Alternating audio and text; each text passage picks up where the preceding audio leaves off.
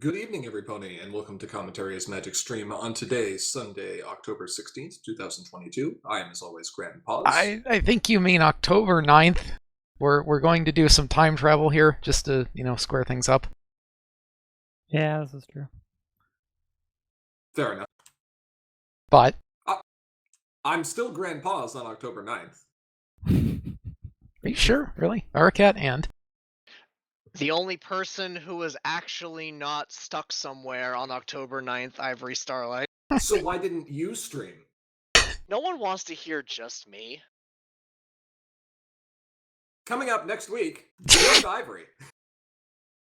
That will be Ara's funeral. You mean funeral pyre? Yeah. Yeah, okay. Anyway, yeah, it turns out we're very bad at travel. That's not true. We're all good at travel. Everyone else is bad. We're so good, in fact, we're traveling through time. I Right. would question whether Cheese is good at traveling. Okay, I am very good at traveling. X'd out. Okay, in perfect fairness, Cheese and myself were both equally guilty of that one. But I think Cheese could probably actually sit there and blame me, because I have to go through the slow line to the Canadian border. Yeah. Regardless, we're here now, and that's what's important. Really? Is that what's important? I thought the decks were important. The cute little cardboard ponies. Decks are second important. That's right, the cardboard horses are most important. Correct. And we have a couple to take a look at here, which we have not highlighted to the best of my knowledge on any of our streams. No. But now that each of us has at least one of our invitational matches done for the three of us who are participating, we thought it might be appropriate to take a look. I didn't have enough points. You didn't play in anything. I did. I got points. I just didn't have enough. You played in an event over the course of the year. A few. Anyway. Yeah. How do we want to start here? Well, so what we're doing here is each of you have had to submit 4 decks to the invitationals, 2 core, 2 adventure, and there are some deck building rules here that transcend the individual decks. Correct. The restrictions are not incredibly heavy, but it is significant enough that I think each of us has probably made at least some concessions in a few of our decks. Specifically, the rules are, out of the 4 decks, not a single pair can share a main, so each deck must have a unique main. And within any given format, so either core or adventure, you are allowed to use a maximum of 4 copies of any non-Puckwudgie card. I don't think anyone actually submitted a Puckwudgie deck, but technically that is the one exception, and I'm heading off Bugle in the chat right now to prevent the actually comment. Okay, that would be kind of funny, though. Someone needs to actually submit a Puckwudgie deck. Generally speaking, what that means is that your entry is going to be a little bit more stifled on at least one of your lists, or at least not as efficient as you'd like. It also means that in the event that aggro is in a fantastic spot or control is in a fantastic spot in either one of these metas, you can't just run 2 identical lists or 2 lists that are effectively identical. Yeah. Like, you have to make some decisions here. Like, you could split your cards 2 and 2, you could do 3 of and a 1 of as a utility, but, that doesn't work real well if both of those decks really, really, really want 3 of that. And so this is a very interesting choice here, because I think it means that players have to branch out a little bit. Some more interesting decks, more archetypes. It's also worth noting that because you know that the games are going to be best of 3 matches, and you are guaranteed to play at least one game in each format with each of your opponents. Some people might choose to focus on one particular format over the other and hope they end up getting lucky and the third game rolls to their preferred format. Others might simply choose to play their own particular pet decks because they feel it's going to be best. Others might take a look at the meta and try to game against it. You can get into some rather fascinating things here, like, and these actually are strategies that we've seen in regular best of 3 environments, where you may look at game 2 and just be like, well, I think it's need more actually best if I should just throw this one. I need more time for the last game. Yeah. Mm-hmm. The time limits are longer because you are playing online. I think we've got them at 2 hours 45 minutes, if I remember, for the full match. That would sound That about right. sounds correct. And that does sound terribly long, but there have been matches that have gone to time. Maybe not this year, but in previous years. Control rearing its ugly head. Amazing. Anyway, So, we've yeah, got 3 people here, and like I said, you've each got 4 decks, so I think the best way to do this is probably just to go down the list, in the same order that I think Cursed has them listed in the announcement. We can talk a little bit about why we picked these archetypes and some of the trade-offs you made.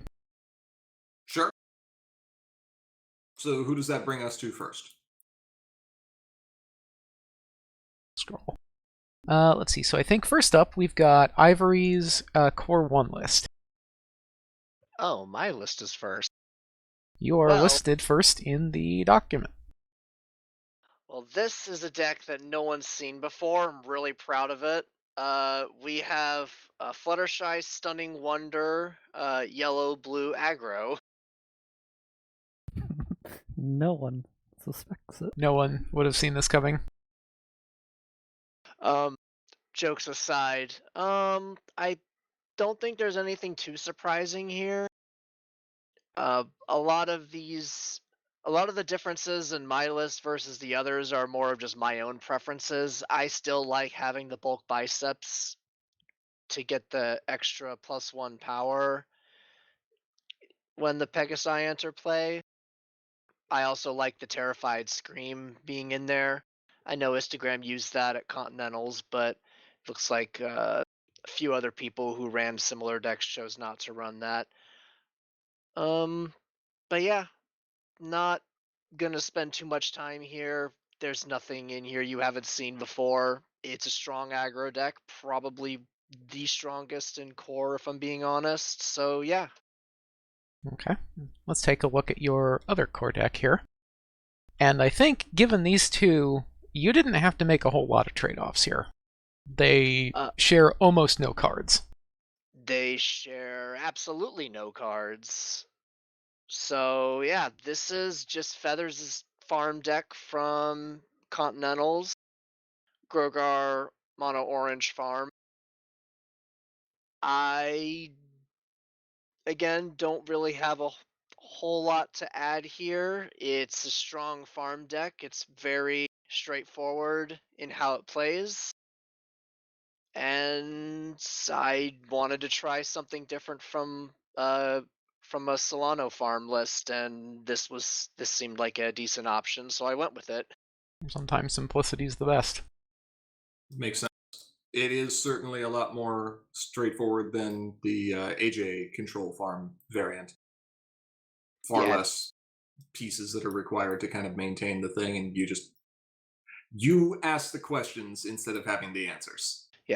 AJ requires setup. This requires you to draw troublemakers. And it's not Feathers approved, but it's pretty close. Not enough troublemakers. So I think your core list, you've got an aggro and a farm. So very powerful, very straightforward list. Going to be kind of difficult for people to slow you down too much with either of these. I suppose one important question to ask would be, if you didn't have the deck building restriction, in terms of the total number of copies of cards you could use, would you have chosen different decks? For core, no. Okay. Might that change with adventure? We'll have to see. Speaking of which, let's take a look at your first adventure list. Let's go on some adventures. Here's another list that no one's ever seen before. I'm also very proud of it. We have Bluna Pink. So what I'm hearing is Luna goes fast and rearranges faces. Luna goes fast and her friends rearrange the faces. Um, this one is again doesn't really have a whole anything that no one's ever seen before. A few alterations to my preferred version of this. I obviously have a little bit extra removal in here with the I can't remember if I added Sepakli or Stop Fighting. I'm still not a huge fan of having Jest clowning around dilemma.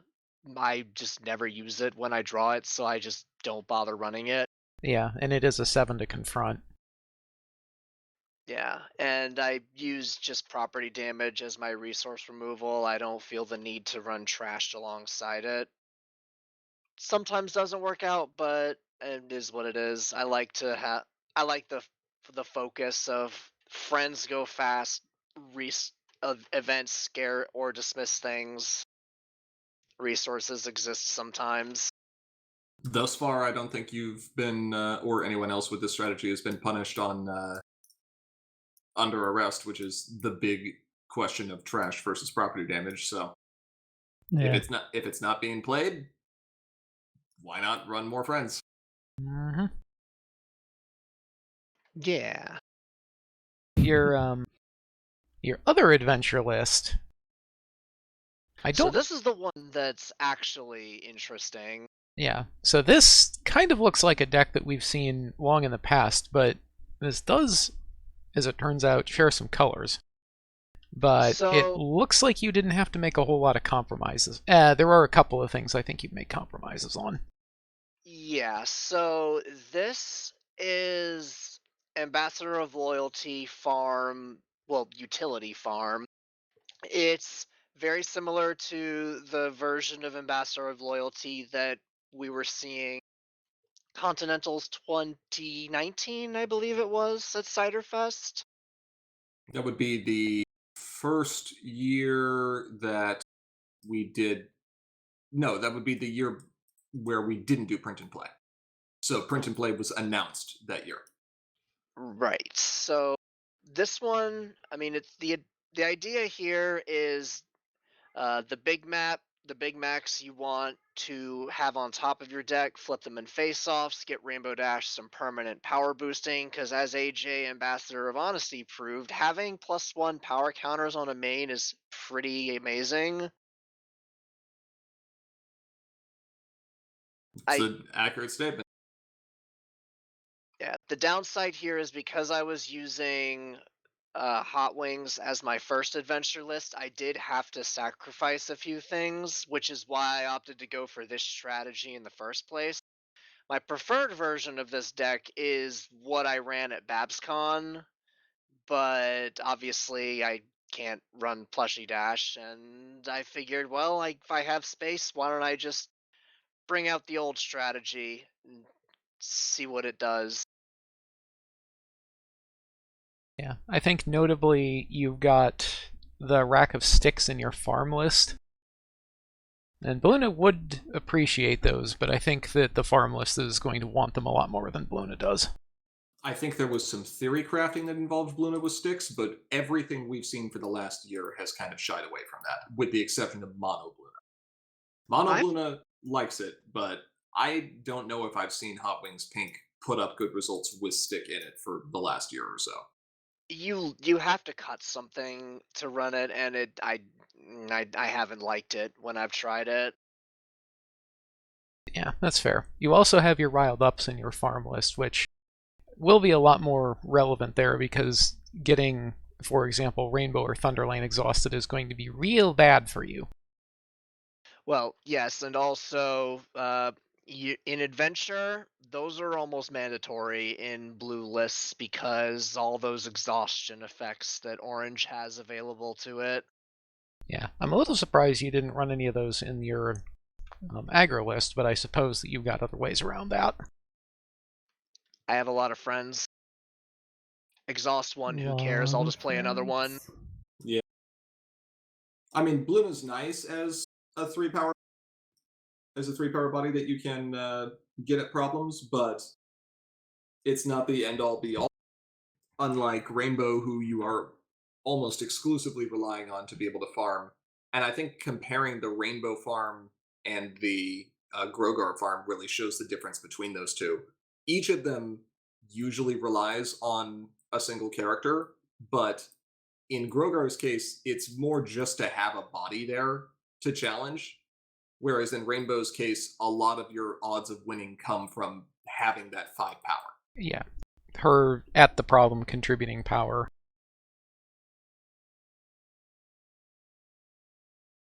Is In a crow. Grogar's Yeah, case, in Grogar's case, you're just flipping a bunch of cards.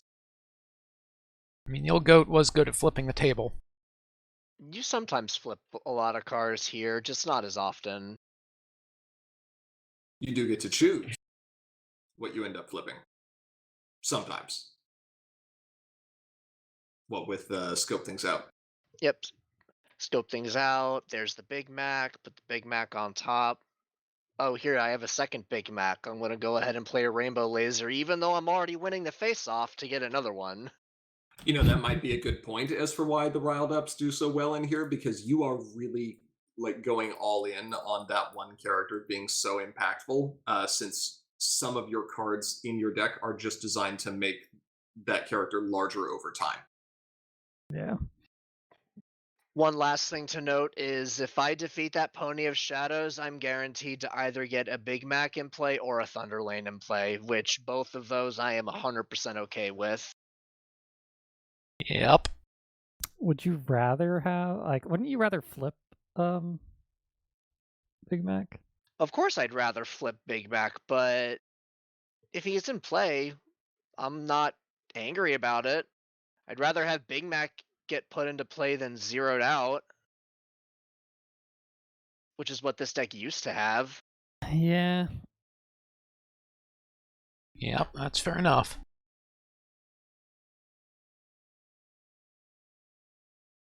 Any other thoughts about your 4 pools? Not really. I mean, most of them are pretty standard. This one we're looking at here is really the only odd one. Probably the most unique of the bunch. This is not a Yeah. strategy we've seen in a while, so it's going to be interesting to see how well this does. We shall see. All right. Well, I believe that's all 4 of Ivory's decks. Next up, we've got Grand Paws.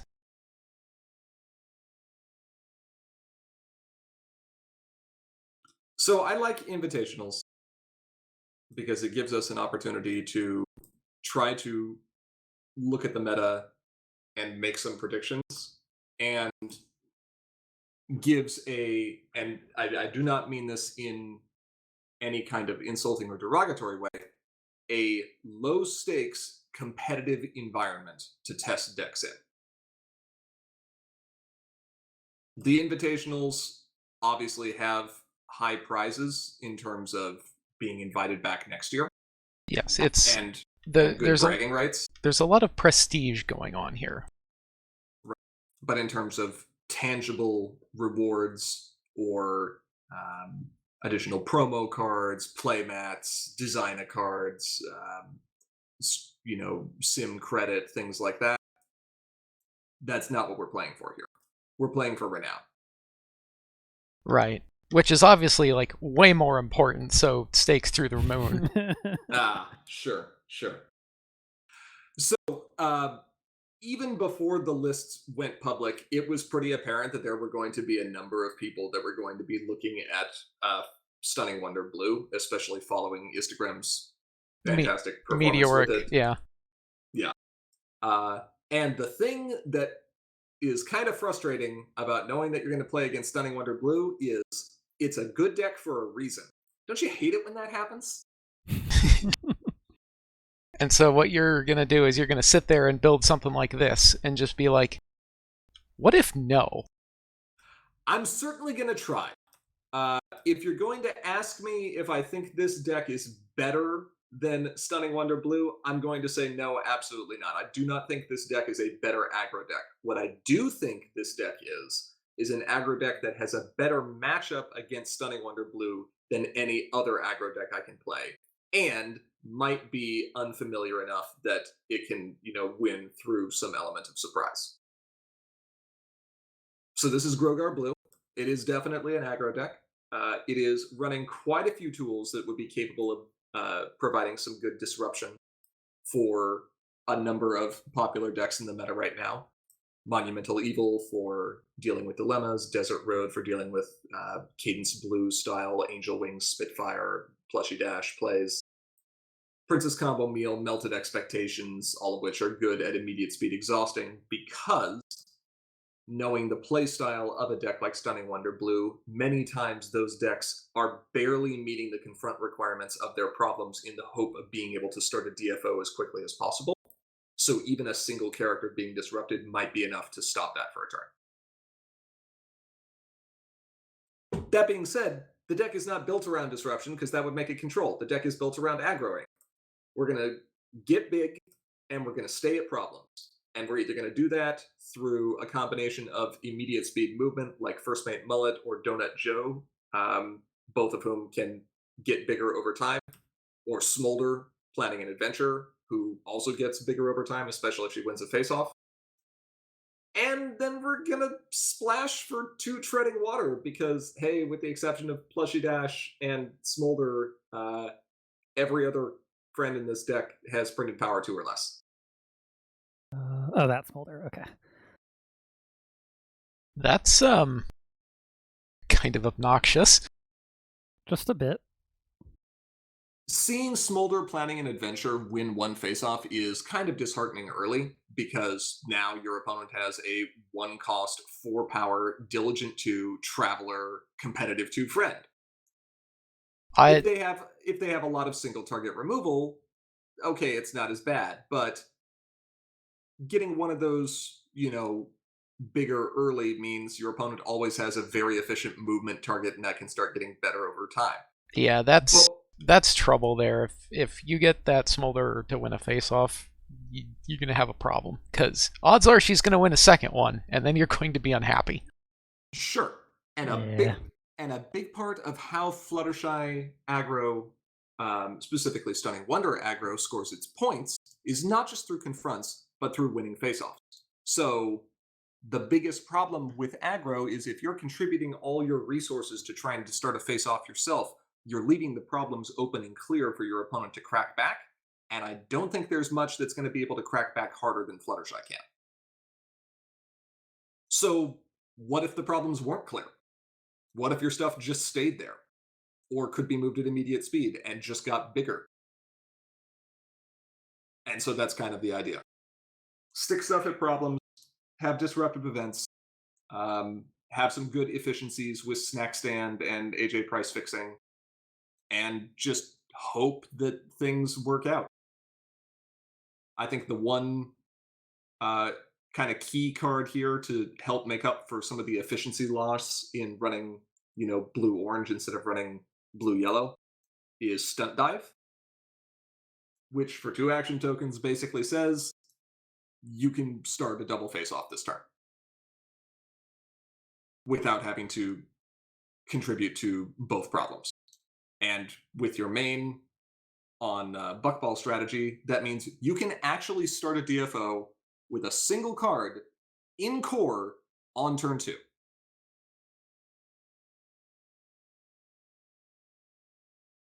And that can be pretty good.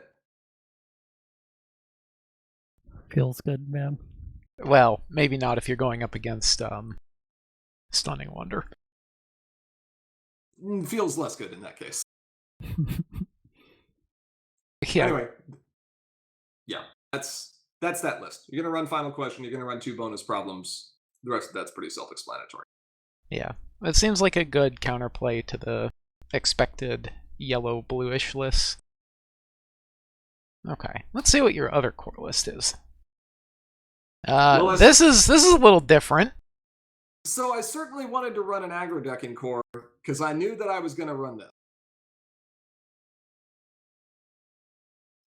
I feel like Grogar has decent options against aggro and potentially some good options against farm because there's so much ability to just grow characters and have them sitting there and have, immunity from frighten. But I wanted something that could do well against a control deck, like Chaos Control, for example, or even BRB style control. I think you accidentally a control deck here. No, I accidentally a non one turn kill combo deck. That's even worse. This is not a control deck. You're looking at all these events thinking, how can this not be a control deck? Well, look at the amount that's actually disruptive. What is there? There's 3 copies of Betrayed, who are actually in here more because they're playable off of Royal Tutor on her start side with Buckball than any other reason. There's, 3 copies of To the Moon. I guess you've got resource removal through Mysterious Disappearance and Luna's Future. And you've got a couple future headmares because they're cheap unicorns that can be found off of playing like a Twilight or a Tranquility.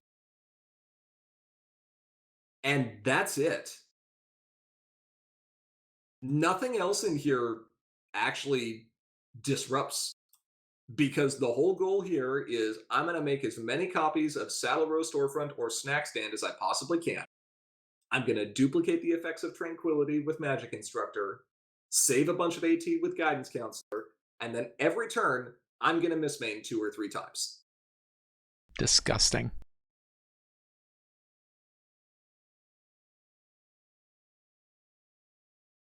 That's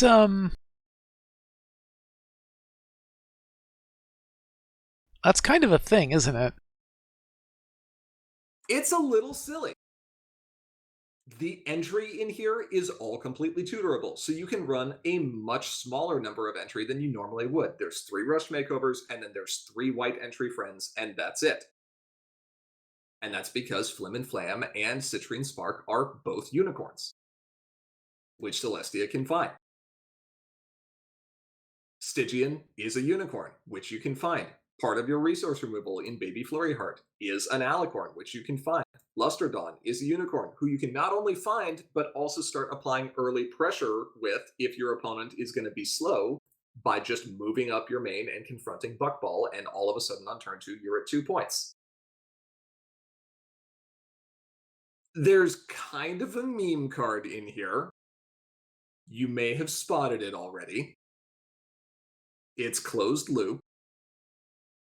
But before you go and try to tell me that that card does not belong in here, I question you to name a deck that Twilight Sparkle and Twilight Sparkle Closed Loop is better suited for when they are a unicorn.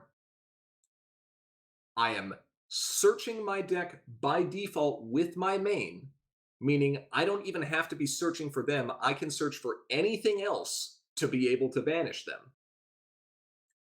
And my entire gameplay strategy revolves around playing this main every single turn, multiple times, causing cards to leave my discard pile. So you tell me where that card goes if it's not in here.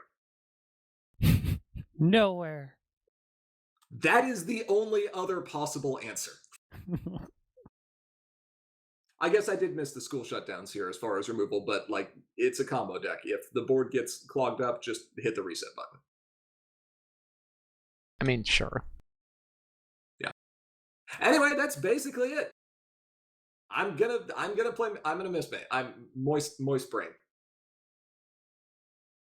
Your brain was so moist that you came up with this.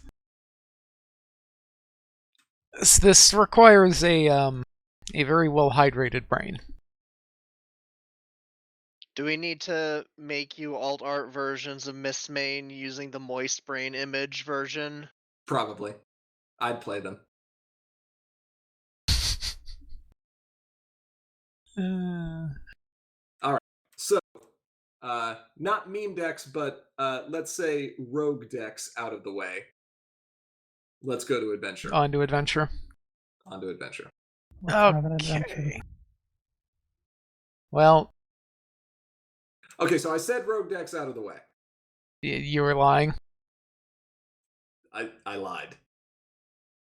This is just Zippo. What do you mean? This is just traditional Zippo, just like it was back in the day. There's nothing else that's possibly different here. I don't see f-stop. Well, f-stop's banned. And I also, don't see Ambassador of Friendship. Well, that's also banned. Or was it Magic? I can't remember. It was friendship. See, I'm just not playing banned cards. It's the only difference. All right. So, Zippo, and harboring a fugitive basically says every 2 cards in your hand becomes an immediate speed move on one of your opponent's characters. That's pretty good. We could run a big pink support package for that and draw a bunch of cards every turn. And that would probably work okay. There's already pink stuff that likes being in the discard pile, so sure. Or nah. Or you could be stupid. Or you can be stupid. And you can run Follow My Lead, which says when you move a character, you may put this card from your hand into your hand from your discard pile. And Zipperwill moves a character, an opposing character, but a character nonetheless. I think I see Now- where this is going. Now what these 3 cards say is, as long as I have 2 Follow My Leads in my hand, a Zippo in play, and a Harboring a Fugitive in play, I will move all of your characters at immediate speed forever.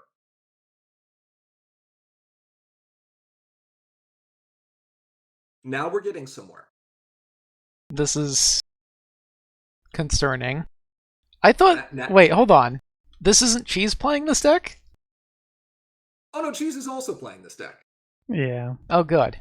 Because I was... And you make it even worse by adding Queen Novo in there. Okay, but what's Novo do here? What does she say here?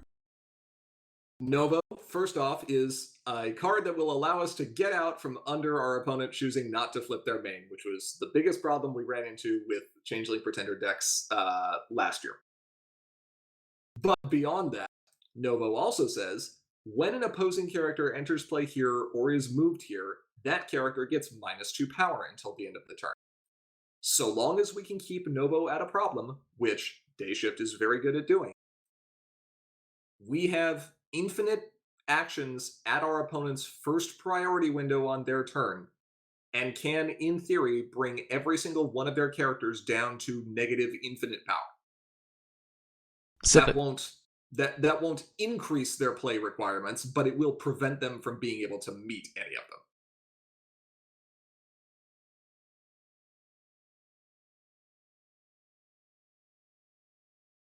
Go ahead. He's looking at the Royal Scorn card there, and that's basically what he's doing.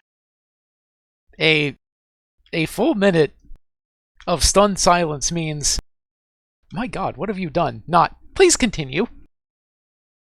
Got it. Run a little bit of a support package with things you'd like to discard, like Spitfire or Golden Parachute. Fit of Peak fits in nicely because while it's not exactly Follow My Lead, it does mean that you can substitute 1 copy of Follow My Lead for 1 action token for every interaction. Which can really help at the startup. Yep. Brian is good protection, as is Golden Parachute. Napcakes is a decent amount of removal, as is Unsat. Rise and Shine is just another efficient method of using Zippo when you need her for just, standard disruption. Golden Parachutes over there. Yep. And Tranquility / Royal Scorn, some synergies with Discard Pile as well.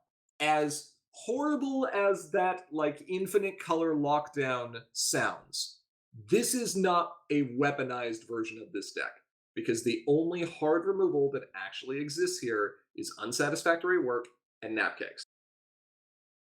That's it. If this deck opted to run something like School Shutdown, or opted to run something like Sanctuary Scuffle, things would be so much worse. But it's not. So it's a proof of concept. And we're going to keep things light and jovial and only infinitely lock down certain types of decks. You mean every other deck? Yeah. Yeah. Okay, so something to watch here, I think. But we're not done. Oh no. No. Oh yeah, this one. No, we are not done. Petting Zoo is such a good deck. Not deck, sorry, friend in this deck. Yes, Petting Zoo is also fantastic here, giving you consistency in being able to find some of your cards and also putting additional friends into play and helping you meet requirement. Like, it's just a great card. Okay. So we've got thisness. But we're not done here. You've got a second adventure list. And oh my. Here's a face we haven't seen in a while. Which one? Yes. It's Burb. What do you want from me? Honk. Burb. You know I like Burb. Yeah, this is just an updated BRB strategy deck. Lots of powerful enters play effects, good removal, problem replacement, lots and lots of friend disruption through a variety of methods, and a full rack of bodyguards, because why not make your opponent hate the game that they can't even play? Interdimensional Portal is a busted card. Bodyguards is a busted card. I think Skystar Friend to the End is probably one of the best commons that has been printed in several sets, just because of the synergies surrounding enters play and leaves play effects. That's what I got to say. Look at that sweet, sweet problem deck. Got to run with some blackmails and some entrance exams and some It's a Secrets, so I can flash in stuff. It's not the full combo problem deck, but it's gross. It's not. You gotta run a little bit of mid range, right? This deck actually does generally want to confront its problems. Gross. Yeah, Burb is a weird deck that, like. Anyway, have you seen how long this? Yeah.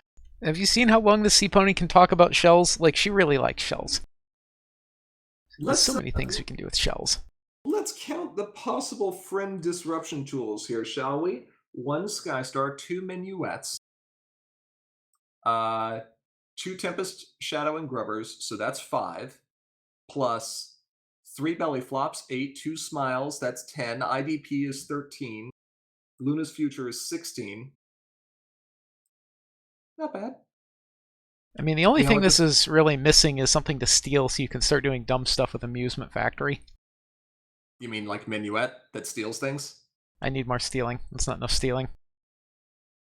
Well, it's a shame that the best stealer is banned.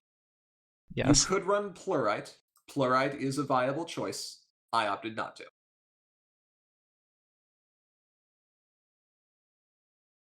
Fascinating. That being said, I don't think we need to dive more into that. People have seen this strategy before. Yeah. I don't think you had to make a ton of compromises here either. Like, there were some things in your other adventure lists that maybe would have been nice here, but almost all of your disruption is friend-based, and almost all of the stuff in the other deck is not exactly along the right lines. Yeah. Although I do see you did have to make one possible compromise here, because I see you're only running one Rushed Makeover, because the other 3 are in the other adventure list. Correct. And any combo deck needs to try to remain as efficient as possible, so that deck gets priority. Mm-hmm. That is fair enough. Any other thoughts? I love the way this deck plays and can't wait to see what happens with a few cards from Prize Wheel. Spoilers. We'll get to that. Let's see. Okay. Finally, we've got Big Cheese. Yeah. Okay. So let's see your core list. First core list. This looks familiar. We've seen it. Mostly. It's a little bit different than... Everyone had a different take on this list. Like, I think the big difference between what I'm running and most other people is I'm not running any Spooky Ruins. You don't have Spooky Ruins. I don't see the Kool-Aid Yaks. And you appear to have opted for a slightly different blend of entry. Yeah. Yeah, I think the entry is weird because of I'm running it in the other deck. Yeah, because I have to like balance my rushed makeovers and speeches and pops and whatnot. Balancing entry is always tricky in this format. Yeah. Other than that, it's pretty standard. Yeah, you made a relatively interesting choice here. Actually, I think one of these decks is not legal, but that's okay. What? How is one of his decks not legal? Well, I don't. Well, we'll get to that in a moment. But yeah, so we've got a burb going on here. And I think this is interesting because your second core deck actually shares colors.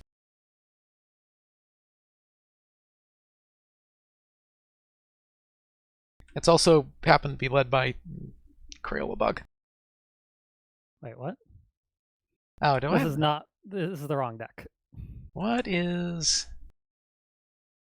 All right. This would share way too many cards. Okay, hold on. I clearly have something wrong here. I don't know if I copy and pasted something correctly.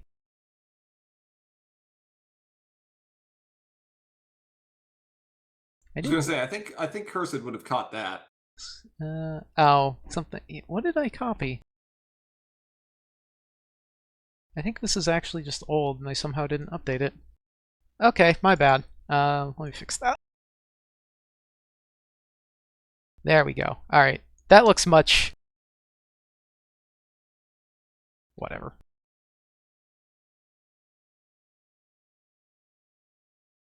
That looks much better. Yes, it does. Okay. I think I broke something else here. Oh, I have this just all out of whack, don't I? You got all my decks wrong? How could you? But yeah, we have I showed you my Alicorn. And I think it's exactly... I think this is the version Bugle was running at Everfree, except the entry is a little changed around. Is it? It looks the same to me. Is it just 2 rush makeovers? I thought so, but It might be, we'll check. actually. It might have been. I see what I did. Okay, that makes sense now. I clicked on the wrong thing in OBS.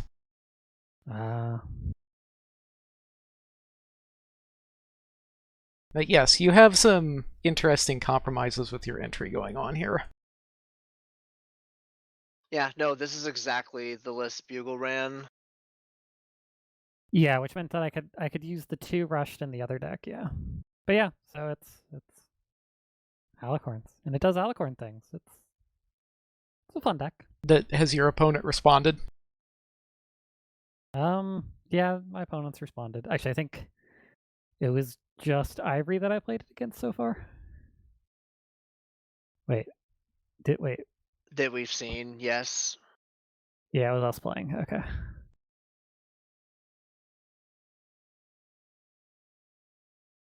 What are your thoughts, having previously played traditional Reanimator versus this style that's more like show and tell variant with Royal Family?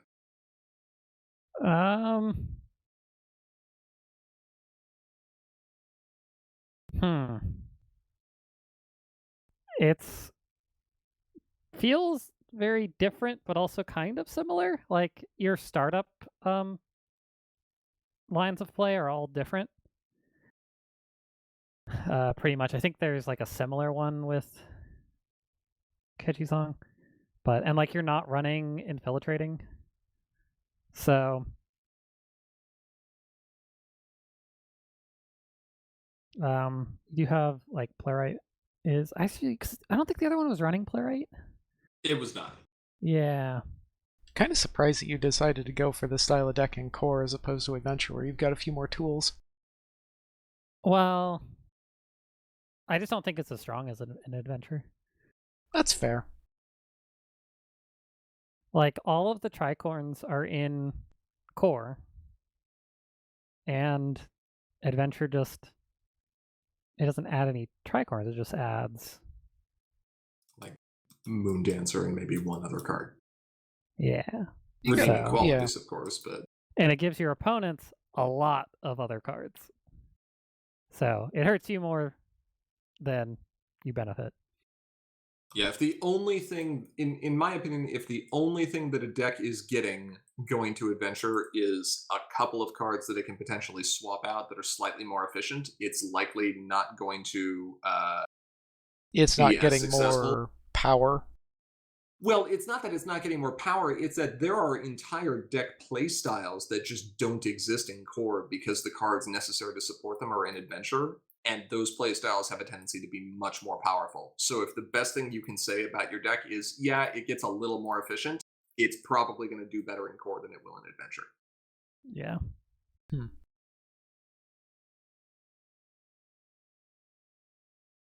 Okay.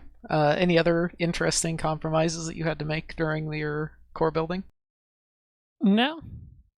I think I forget which one I wanted to run. There was like I think originally I had 2 Skystar decks in core and adventure, like one in each, and then remember that you can only have one main across both sets.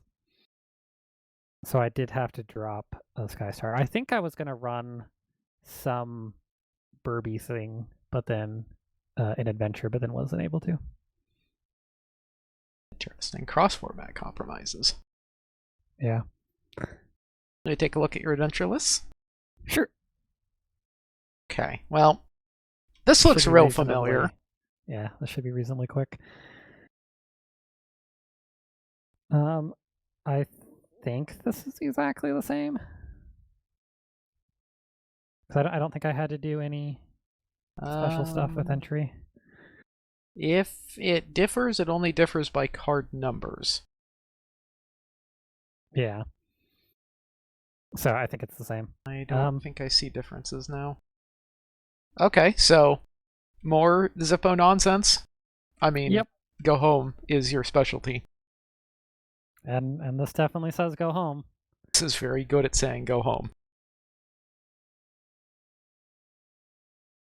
It says go home a lot. That's all it does is say go home. We have automated the uttering of the words go home. Yeah.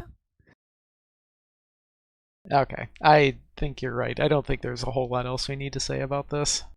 Nope. So we'll flip over to your second adventure list. This also looks pretty familiar. Yep. There It's are a little different. There are differences. But it's blue and pink. And it goes zoom. I think the main difference I see is you've opted to double up on your resource removal. You've got both trashed and property damage. And you're Yeah. running a just clowning around. 2 copies. I like it against farm. Yeah. Given that you're also running the Pinky Sea Pony, Yeah, it's Like- easier to hit. right? Yeah.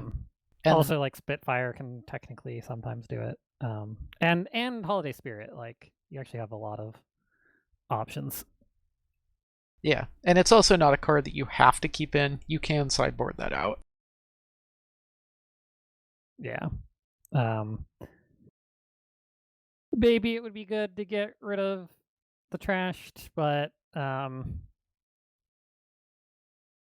there are situations where property damage doesn't work, and there are a few decks. I don't know if anyone's actually running any in invitationals, but there are some decks where it's like you need a lot of resource removal. And 2 isn't enough.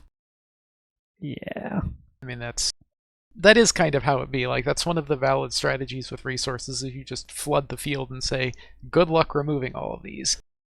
Yeah. Farm definitely has a tendency to play to that style. Yeah. Night gliders are fun. Night gliders are fun. That's a card that I kind of miss seeing.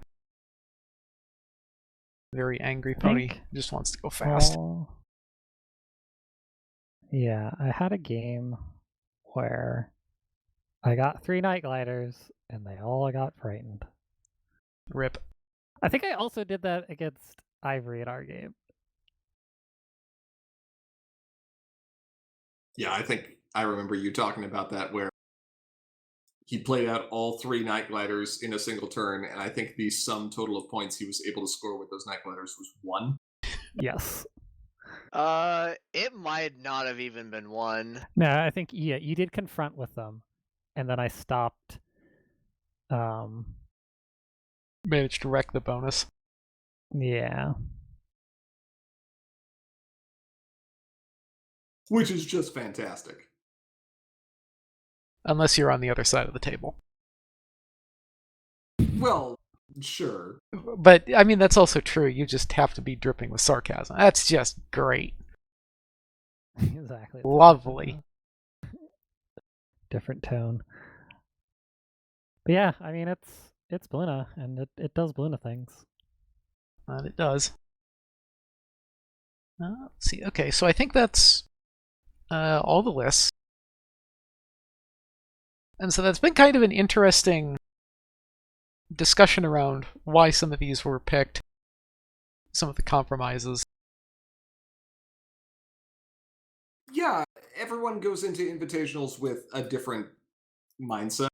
Some are going in to just try to play as competitively as possible to hopefully win and get the invite for next year and get all the prestige surrounding it. And others are going in for, deck building experimentation and playing against a really competitive field, but not necessarily worried about whether or not they're going to sweep the whole event. My limitation was I was at a conference like the whole week leading up to it. Oh, like that has ever stopped you from submitting your lists like the night before? Well, it's not about when they're submitted, it's about having time to actually like look at other decks. Think Okay, about that's fair. Yeah, because there is an amount of meta research that goes into all of these. Like, you, for example, were specifically targeting Stunning Wonderless with one of yours. Right. And the Zippo was also kind of a meta read of, hey, there's probably going to be some farm in Adventure. This will likely do well. Why don't we make sure it has a bad time? Right. Yeah. Or at least an interesting time. At some point in the future, it may be interesting to talk about, like, not necessarily just the deck building strategies themselves, but also the strategies on how do you pick decks for a multi-format event like this. That's not something that most players end up needing to think about for Pony. Invitationals is rather unique in this regard. Although there are some other games that I think do multi-format events. Mm-hmm. Higher Magic level tournaments does them all the time. Yeah, they'll do like one event on day 1, one event on day 2. So it certainly has you think about the game in different ways, though. You're not, putting all your eggs in one basket. You're able to hedge your bets a little bit. In fact, you are discouraged from putting all your eggs in one basket, as if you try to play just one strategy twice in the same format, one deck's going to be a lot worse than the others. Yeah, and the best of 3 thing means that you may end up having to play your unfavored of the 2 decks.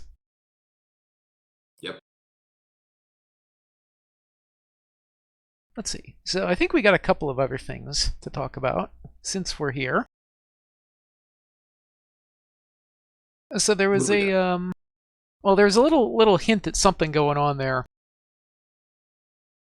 earlier, and if you've been looking at Ponyhead, you may notice some cards that you've never seen before show up a couple weeks ago. With no warning. With no warning, because it was funny, and it was honestly easier to just do this than go through a more traditional cycle of development of these. So these cards are from a set called Prize Wheel, and it's not really a set, it's more like a supplement. In fact, that's what it is. It's a supplement. It's a few cards. Go ahead. I was going to say, it's the first supplement. Technically, it's the fourth one, following Rock and Rave and Celestial Solstice and Sands of Time. It's the first print-and-play supplement. Better? Yes. You are technically correct, which is the best kind of correct.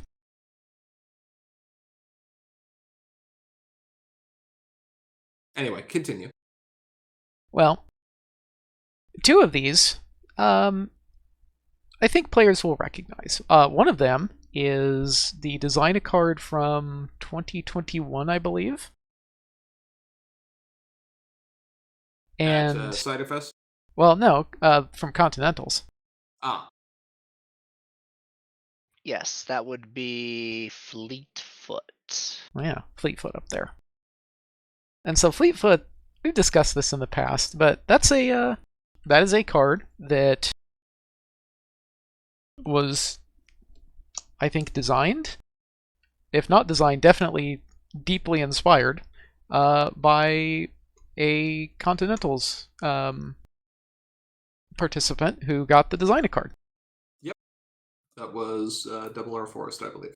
Yes. And then down at the bottom there, you'll see Pinky Squeeze, which that was designed at Ciderfest last year. And then there's 10 other cards, including, dare I say it, a Yona and Sandbar main. Yeah, sorry, but Sandbar's name is first, so it's a Sandbar main. Yep. Is that the technical qualifier?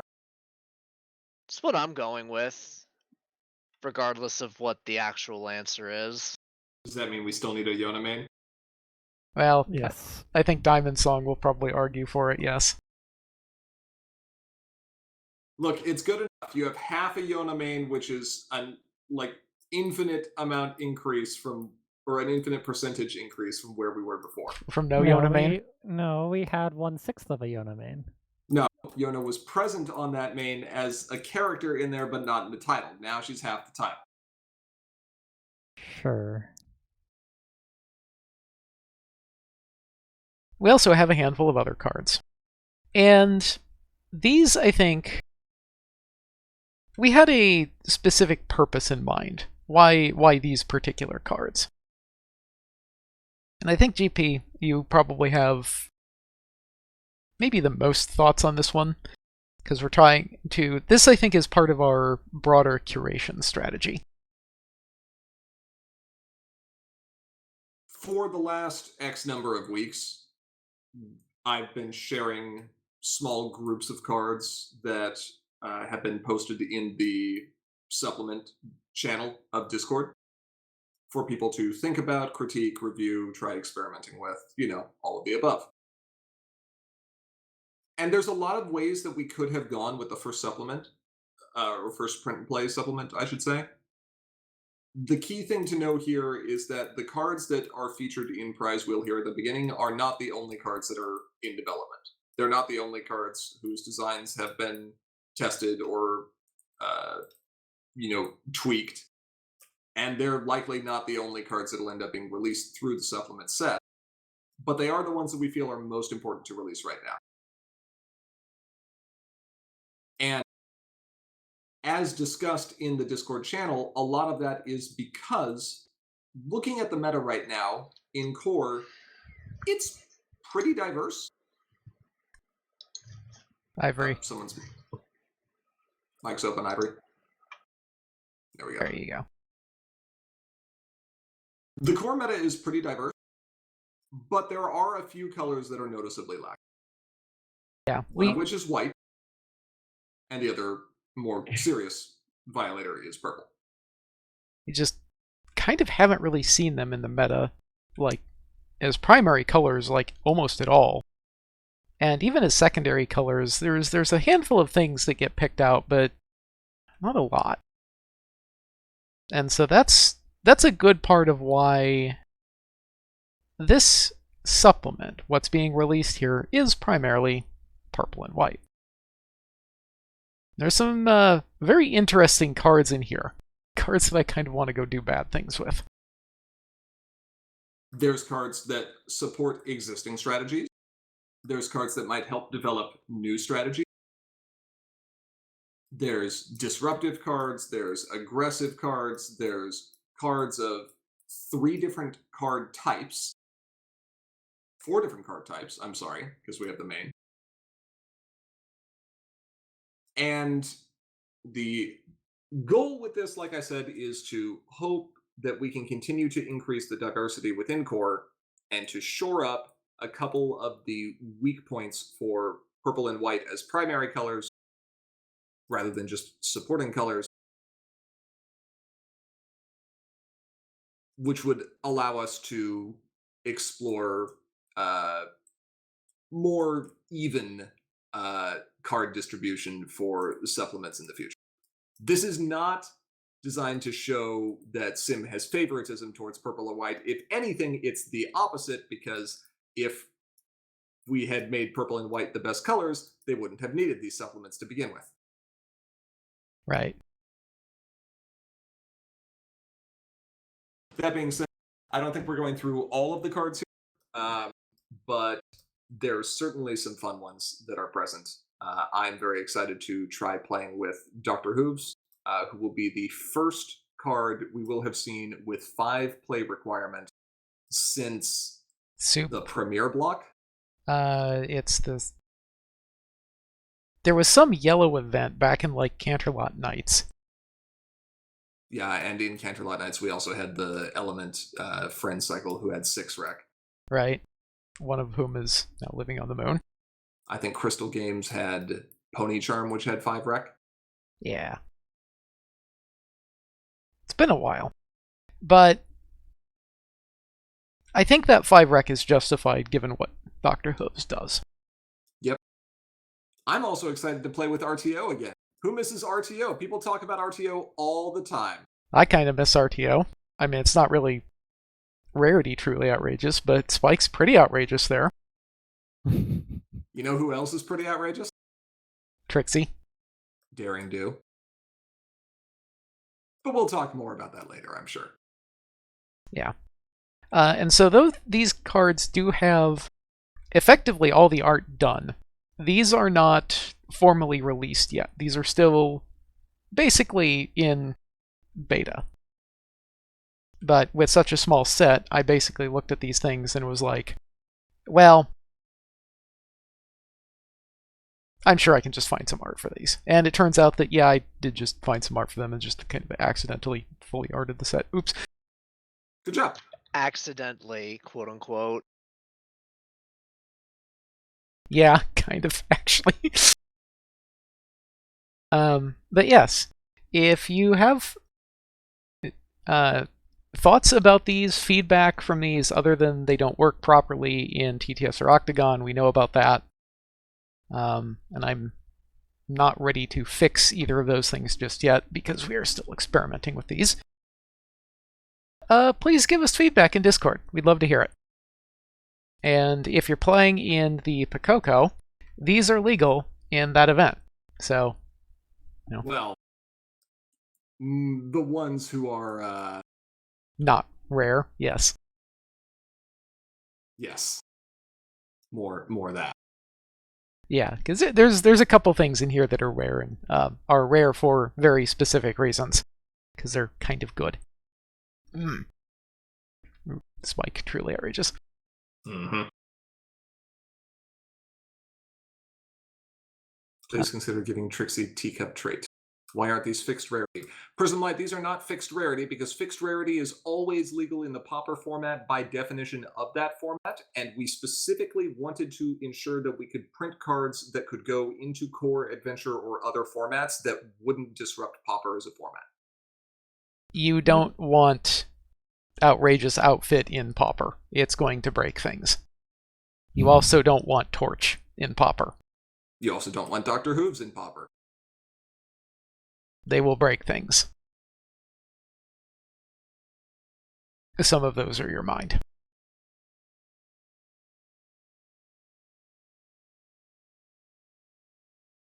Let's see. I think we do have one other little thing to talk about. Oh, Well, there's a con coming up, right? there is. And pretty sure they announced community guests a couple days ago. Yeah, some ridiculous group got listed for some reason. Nobody knows why. Don't know, but they keep having these people come back, so I guess they like something that they do. Do they rhyme with Brahmin Terry is Kragic?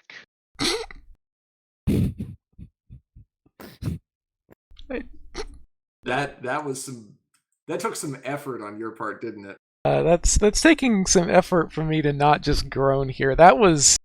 It took effort to make it as bad as it was. No, they rhyme with Bleptu Marmony. I mean, they were announced too, but I wasn't gonna go there. But yes, we are. Commentary as Magic is proud to be returning to Ciderfest 2022 as community guests, and we got some plans. They haven't been announced yet, but keep a listen. They haven't been announced, There'll be a thing. but they'll be happening. I actually just got the email for that like today. So. Yes, we did. Let's see. Anime asks if there Brahmin Terry. I think I'm gonna have to kill that term off. Sorry. you'll kill the term off. Brahmintary. Brahmintary is tragic. Well, before we continue to lose our minds with these rhyming games, do we have anything else we'd like to cover for the evening? Go sign up for Pakoko. Oh yeah, play Pauper. It's been a while since we've messed with it, and there's a lot you can do. There's been discussion in Discord about it over the last day, over the last week or so. Like, go do cool things with common cards. If nothing else, just play Loyal Pony. That card is busted. Just a little bit. Hithrock says Trixie. Well, here's the problem, Hithrock. I can't undo this.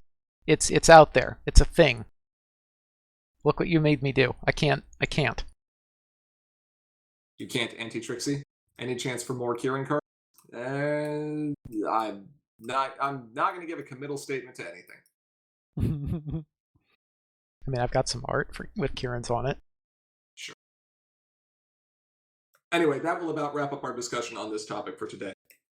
We would like to give a big shout out to all our patrons on Patreon. Thank you so much for your regular support. If you aren't currently a patron and you enjoy what we do, please consider donating, as doing so enables us to continue making content like this and lets you earn some great perks as a bonus.